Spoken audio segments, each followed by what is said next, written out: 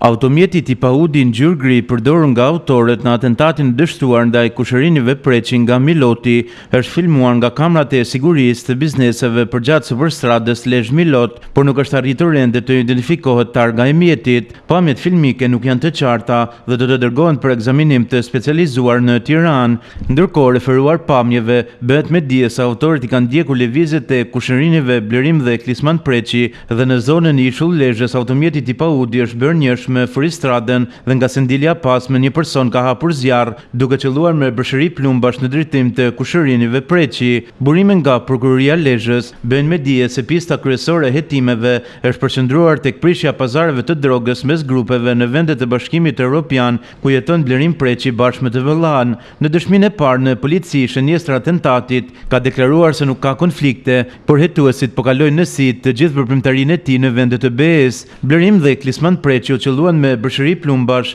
teksa po lëviznin me automjetin tip furistrad me lë përgjatë superstradës Lezhe Milot, por nga të shtënat fatmirësisht nuk morën lëndime, duke shpëtuar mrekullisht atentatit të mirë organizuar ndaj tyre.